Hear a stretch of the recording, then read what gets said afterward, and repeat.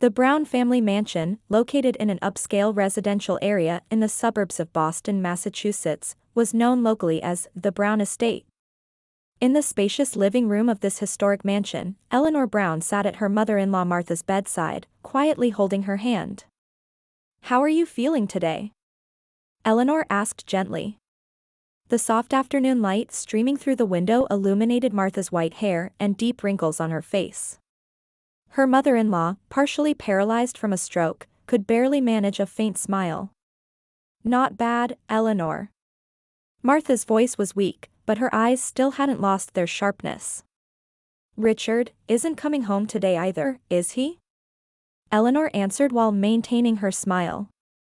"He seems to be busy with work. But don't worry, I'm here for you." 7 years ago, Eleanor met Richard when she was working as a nurse at a charity event for Brown Enterprises. He was the heir to the locally famous real estate development company founded by his father and currently serves as the vice president. Attracted by his gentle personality and sincerity, Eleanor accepted his proposal without hesitation. In the beginning of their marriage, Martha had been cold toward the bride her son had chosen. She always kept her distance from Eleanor, who wasn't from a local prominent family, and sometimes even threw harsh words at her. However, 2 years ago, when Martha suddenly collapsed from a stroke, Eleanor, with her experience as a nurse, didn't hesitate to quit her job and devote herself to caring for her mother-in-law. "It's time for your medicine." Eleanor carefully raised Martha's upper body and helped her take her medication with water. The once cold relationship had gradually melted away through daily care. Martha, who had initially refused Eleanor's help, gradually opened her heart to her dedicated nursing. The living room door opened, and Vanessa walked in, the sound of her flashy high heels echoing.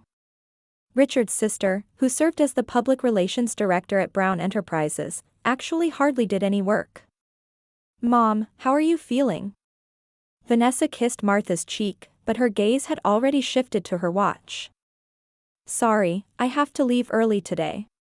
I have an important meeting." Eleanor nodded silently. She knew that Vanessa's important meetings were actually lunches or shopping trips with friends, but she didn't mention it. "Richard said he'll be late tonight too," Vanessa said as she headed for the door. "I'm leaving Mom to you, Eleanor."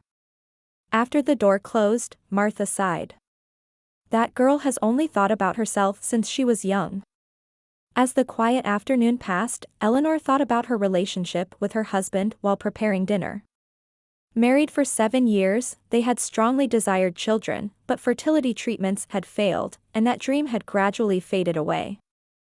And recently, Richard had been coming home late, claiming to be busy with work, and hardly showed his face at home even on weekends. A month ago, while making the bed in the bedroom, Eleanor noticed the smell of women's perfume on Richard's jacket. And last week, on her way back from shopping, she accidentally witnessed Richard and Vanessa having an intimate dinner at a fancy restaurant. They were holding hands and clearly seemed more than just siblings. Eleanor left without being noticed. At dinner time, Martha appeared more energetic than usual. "Eleanor, I need to talk to you about something." As Eleanor leaned in to listen, Martha looked around and continued in a low voice. "You know about Richard and Vanessa, don't you?" Surprised, Eleanor was at a loss for words, but Martha took her hand comfortingly. "I know everything too. I'm not as senile as they think I am." Martha's expression turned sad. "Eleanor, you're truly a wonderful person. My son is too foolish to realize that." Eleanor held back tears. "I just want to take care of you, Mother." Martha smiled. "You are the real family, Eleanor. More than Richard and Vanessa." That night, after making sure Martha was soundly asleep, Eleanor retreated to her small study. The walls were decorated with her nursing school diploma and photos with former colleagues. Tomorrow, another unchanged day would continue. Even while knowing Richard and Vanessa's secret, Eleanor would silently continue to nurse her mother-in-law. Martha's words, "You are the real family," resonated warmly in Eleanor's heart. One afternoon when Martha's condition had temporarily stabilized, Eleanor decided to take some time for herself. It was her first outing in 3 weeks. I'm going out for a bit of shopping. I'll be back in 2 hours, Eleanor explained at Martha's bedside. Martha's eyes sparkled as she nodded faintly. Go ahead. You need a break too. The home helper Jane is coming, right? Yes, she's already waiting at the front door. If anything happens, please call me right away. Martha waved her hand weakly. I'll be fine. Don't worry and enjoy yourself. Eleanor bought necessary daily items at a small shopping mall in town and, as a small luxury for herself, purchased a new gardening book from her favorite bookstore. She used to enjoy gardening, but since she began caring for her mother-in-law, she no longer had the time. I hope someday I can do gardening with Martha again, Eleanor thought as she picked up the book. Martha had once been an enthusiastic gardener, and the vast garden of the Brown mansion was her pride. Having finished shopping earlier than planned, Eleanor bought a chocolate pound cake, Martha's favorite, and returned home just after 1 o'clock. I'm home, Eleanor called out at the entrance, but there was no response. As she moved through the quiet house, she heard low voices coming from the living room.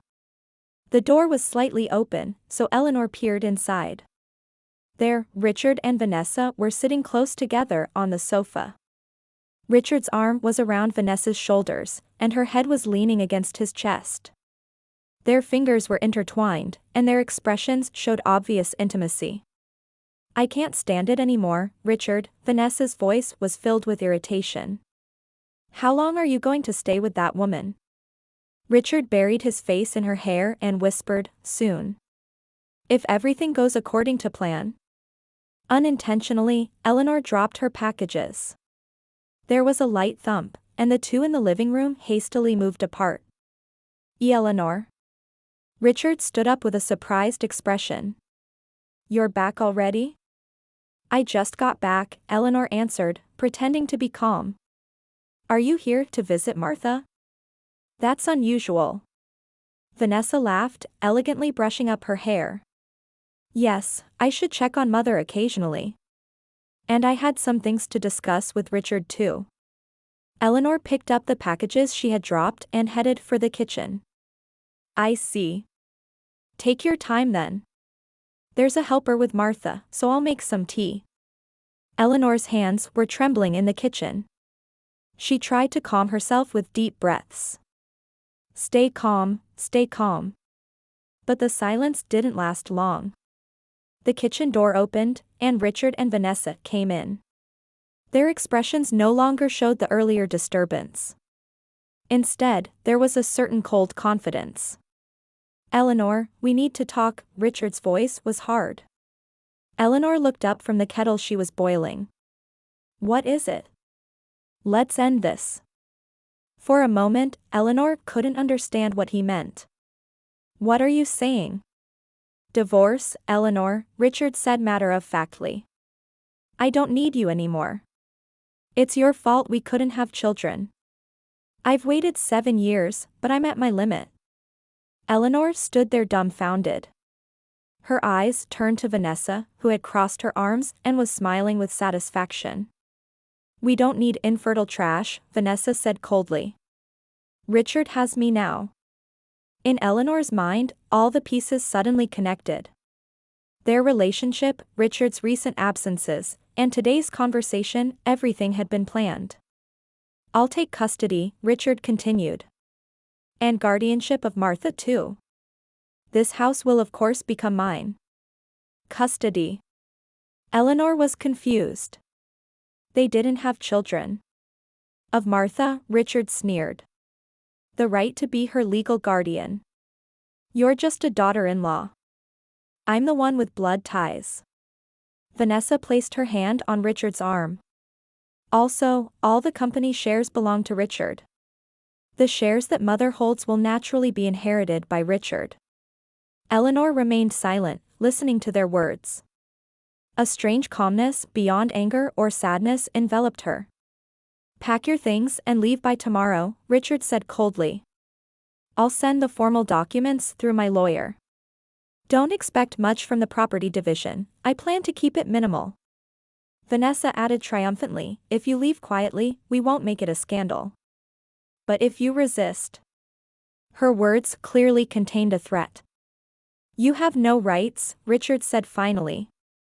This house, the company shares, everything will be mine. Thank you for the 7 years of marriage, Eleanor. But it's over now. Eleanor said nothing. She simply walked past Richard and Vanessa quietly and headed upstairs. When she opened the door to Martha's room, Jane was reading a book to her. Oh, you're back already. Thank you, Jane. You can go home now. Eleanor's voice was quiet but had an unwavering strength. After Jane left, Martha looked at Eleanor. Tears were welling up in her eyes. She had probably heard everything through the thin walls. Eleanor? Martha called out weakly. Eleanor sat down at the bedside and took Martha's hand. Did you hear? Martha nodded slightly. They don't know anything, do they? There was a faint smile on her lips. Thinking about your will. Eleanor remembered a quiet conversation 6 months ago when Martha had called only her, and together with the lawyer Jonathan, the three of them had met alone. There, Martha had said with a serious expression. I will leave all my assets to the person who truly valued family. That's not my son, but you, Eleanor. At that time, Eleanor hadn't fully understood what that meant. The next morning, Eleanor woke up after barely sleeping. The morning sun streaming through the window announced the beginning of a new day. Yesterday's words from Richard and Vanessa still echoed in her ears. She slowly got up from bed and stood by the window. The spring breeze rustled the trees in the garden, and the rosebuds that Martha had cherished glistened with morning dew. From today, everything changes, Eleanor whispered quietly to herself. While preparing breakfast, the phone rang. Eleanor hesitated for a moment at the unfamiliar number but picked up the receiver. Is this Eleanor Brown? A calm male voice was heard. This is Jonathan Clark. I'm Martha Brown's lawyer. Eleanor gasped. Yes, that's me. Martha instructed me to contact you in case of an emergency. Jonathan's voice was composed but contained a certain tension. Normally, I should discuss this with you in person, but it seems the situation doesn't allow it. Do you know about Richard? Eleanor asked in a low voice. She needed to finish this conversation before Richard woke up in the house. Yes, to some extent, Jonathan answered. Martha told me everything. Could you come to my office today? Without anyone knowing. Eleanor thought for a moment. I can't leave Martha alone. I'll arrange care services. Someone trustworthy. Just for 2 hours, Jonathan's voice had urgency. It's very important, Mrs. Brown. Eventually, Eleanor agreed to visit Jonathan's office in the afternoon. When she brought breakfast to Martha, her mother-in-law was already awake. Jonathan called you, didn't he? Martha smiled weakly. Eleanor was surprised. How did you know? I told him to contact you if anything happened, Martha said with a tired expression. Go, Eleanor. Now is the only time to meet him. Richard had left early in the morning. He had coldly said, make sure you're gone by tonight, before leaving. Eleanor arranged for a trusted service to care for Martha and headed to Jonathan's office at the specified time. On the top floor of an old stone building downtown, a heavy wooden door read, Clark & Associates Law Firm, in gold letters. When Eleanor gave her name at the reception, she was immediately guided to a private room. Mrs. Brown, it's an honor to meet you. A gentleman in his 60s with white hair stood up and extended his hand to her. After a warm handshake, he guided her to a quality leather sofa. I've been a friend of Martha's for 40 years, Jonathan began to speak quietly. I've served as legal counsel since Brown Enterprises was established. Eleanor nodded. I've heard about you from Martha, but this is our first meeting. Jonathan took out a thick file from his desk. These are the will and important documents that Martha created a year ago. The documents spread before Eleanor bore Martha's signature and a notary's stamp. Jonathan began his explanation slowly. Martha Brown owns 70% of Brown Enterprises shares. When her husband George passed away, all shares were inherited by her. He looked intently at Eleanor from behind his glasses. And according to this will, all of that is to be transferred to you. Eleanor was speechless. To me? But Richard is her son. Shouldn't he naturally inherit? Martha's wishes are clear, Jonathan said quietly. She decided to entrust everything to the person who truly valued family. And she was convinced that person is you. Jonathan pulled out another document. Furthermore, the Brown family mansion and all assets are also specified to be inherited by you. Here's a letter from Martha herself. Eleanor received the envelope with trembling hands. Inside was a letter addressed to her in Martha's handwriting. Martha knew about her son and sister-in-law's relationship all along, Jonathan continued quietly. She predicted how they would treat you. Why me? Tears welled up in Eleanor's eyes. Because you were like a real daughter to Martha, Jonathan answered kindly. She valued your dedication and sincerity above all else. In the middle of their conversation, Jonathan's cell phone rang. When he answered, his expression suddenly changed. I understand. I'll go right away, he hung up and turned to Eleanor. It seems Martha's condition has suddenly changed. She's been taken to the hospital. Eleanor stood up, gathering the documents. I must go. I'll come with you, Jonathan said resolutely. You should be by Martha's side now. When they arrived at the city hospital, Richard and Vanessa were already in the waiting room. The two showed clearly displeased expressions when they saw Eleanor. What are you doing here? Richard said coldly. I thought you'd already left. I came to see Martha, Eleanor answered quietly. Mother is unconscious now, Richard said sternly. We'll handle this as a family. You're no longer involved. At that moment, a nurse approached from the hallway. Who is family of Mrs. Brown? The patient is asking to see someone named Eleanor. Richard and Vanessa showed surprised expressions. Has Mother regained consciousness? Richard asked. Yes, she's recovered a little now, the nurse answered. But she's asking to see only Eleanor. Richard's face reddened with anger. I am her son. I have the right to see my mother. However, Jonathan stepped forward. We should respect the patient's wishes, Mr. Brown. The nurse guided Eleanor to the hospital room. Under the weak fluorescent lights, Martha was lying with an oxygen mask. Her face was pale, far from her once dignified appearance. When Eleanor approached, Martha opened her eyes. Eleanor? Martha tried to remove her oxygen mask. Don't strain yourself, Eleanor held her hand. Did you meet Jonathan? Martha's voice was faint. Yes, I heard everything, Eleanor answered, holding back tears. Martha smiled weakly. Thank you for taking care of me until the end. You are my true daughter. Eleanor let tears flow down her cheeks. Martha.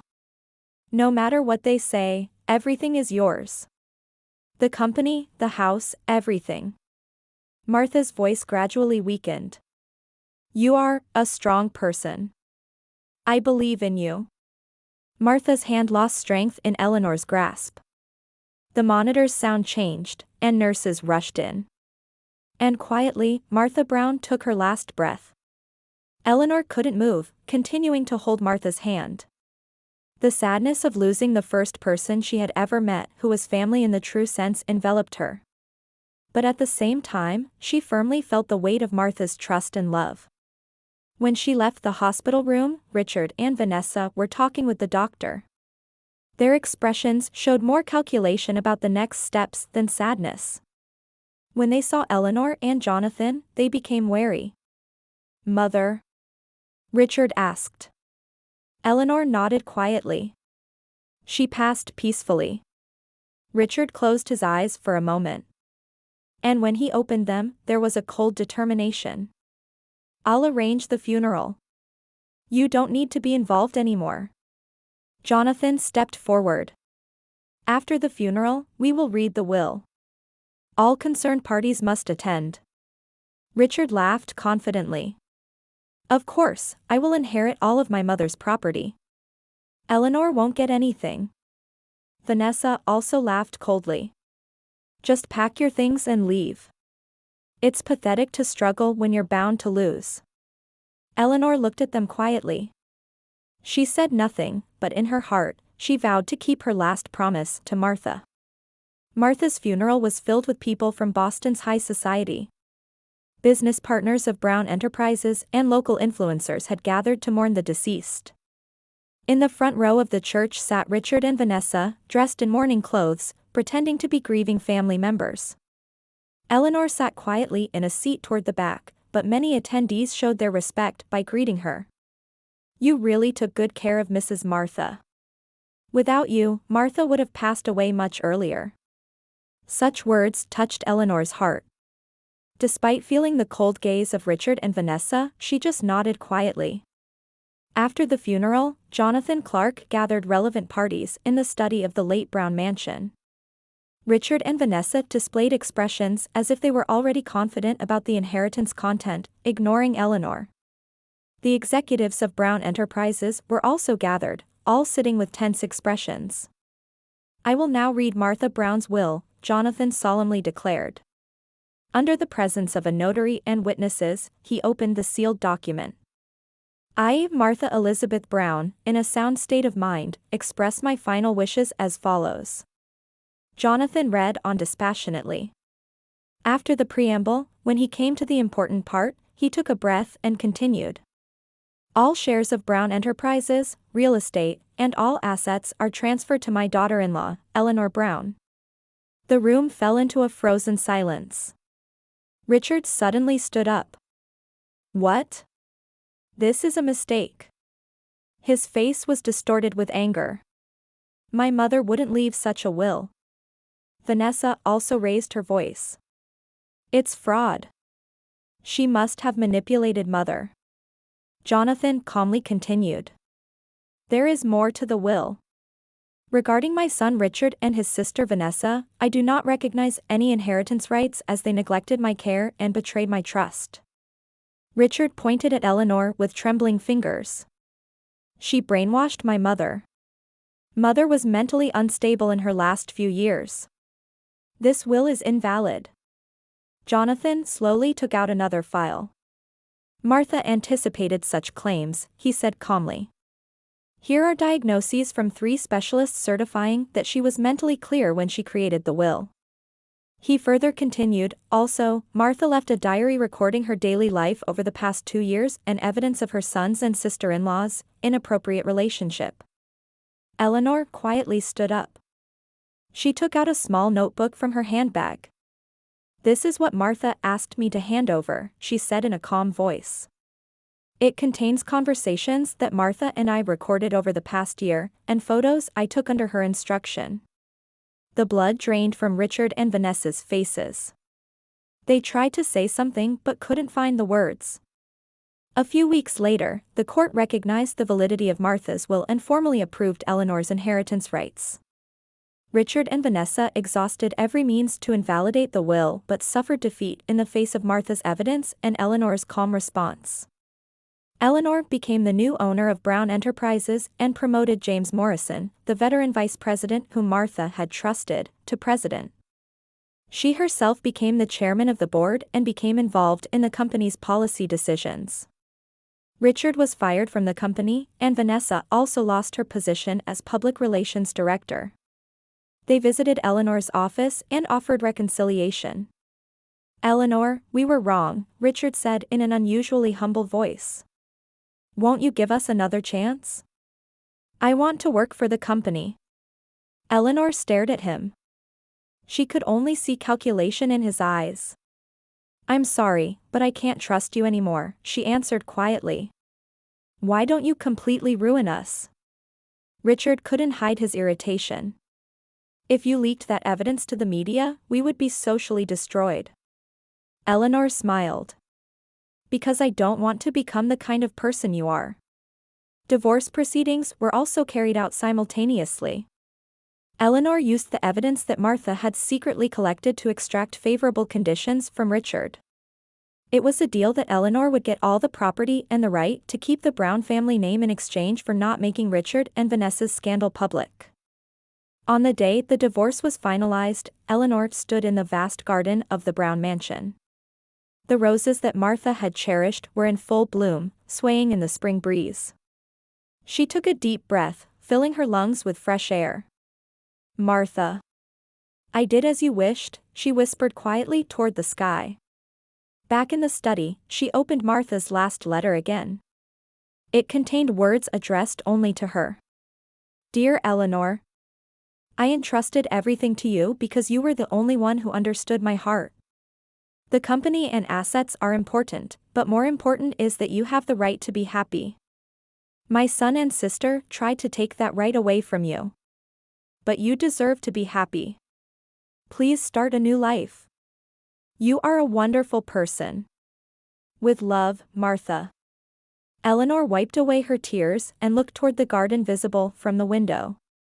Carrying on Martha's wishes, she decided to start with the regeneration of the garden. And she resolved to establish the foundation for underprivileged children that Martha had planned during her lifetime. "The beginning of a new life," Eleanor murmured with a smile. In her heart, there was no longer anger or sadness. There was only the mission entrusted by Martha and the sense of relief of having reclaimed her own life. 2 years later, the garden of the Brown mansion in the suburbs of Boston was filled with unprecedented beauty. The roses that Martha had cherished bloomed in various colors, and water lilies floated in the newly established small pond. A playground for children had also been set up at the back of the garden. Eleanor was walking along the garden path, doing a final check on her tablet. The opening ceremony of the Martha Brown Memorial Foundation was approaching tomorrow. This foundation, which provides educational support and creates a place for underprivileged children, was Eleanor's most important project, carrying on Martha's wishes. "Ms. Eleanor, the children's room is ready." When Mary the housekeeper called out, Eleanor nodded with a smile. Last month, she had completed the application to welcome a 9-year-old girl, Lily, and a 6-year-old boy, Michael, as foster children. The 2 children were scheduled to arrive at this house the day after tomorrow. "Thank you, Mary. I'll go take a look right away." Eleanor's cell phone rang. The screen showed the name of James Morrison, the president of Brown Enterprises. "James, what is it?" "Eleanor, I have good news." James's voice was bright. "The South End redevelopment project has been approved by the city council. We can start building low-income housing next month." Eleanor smiled with satisfaction. Under her supervision, Brown Enterprises had shifted its policy from a mere profit-seeking company to one that emphasizes community contribution. And more than expected, that change had enhanced the company's reputation and performance. That afternoon, Eleanor was shopping at a local supermarket. While selecting foods that the children might like, she was excited about life with her new family. As she was about to head to the checkout, she spotted a familiar figure. It was Vanessa Brown. Without her former arrogant attitude, she was selecting discounted food items with a tired expression. The moment their eyes met, a flash of hostility appeared in Vanessa's eyes. But it soon disappeared, replaced by complex emotions. "Vanessa." Eleanor called quietly. "Eleanor," Vanessa responded in a hard voice. "You won, didn't you?" "We lost everything." Eleanor answered quietly. This wasn't a competition. The truth just came to light. Vanessa lowered her gaze. "Richard and I got married, but..." She stumbled over her words. "Every day is just fighting. He's drowning in alcohol." Eleanor couldn't help but feel sympathy. "That must be hard." "I don't need your sympathy," Vanessa said firmly, but her voice lacked its former strength. Eleanor, arranging her shopping bags, said quietly, "Life is long, Vanessa. You can always start over." That night, Eleanor stood before Martha's photo and quietly spoke. "Martha, just as you wished, I found a real family. This house is about to become a place filled with love again." Outside the window, the twilight was gently illuminating the flowers in the garden. When she opened the old music box that was Martha's favorite, a gentle melody spread throughout the room. Eleanor smiled. Martha had taught her that the value of life lies not in money or status, but in true love and compassion. And now, she would live by that teaching with her new family. "Thank you, Martha. You were my true family." Eleanor's figure standing by the window was emitting a peaceful glow, illuminated by the setting sun.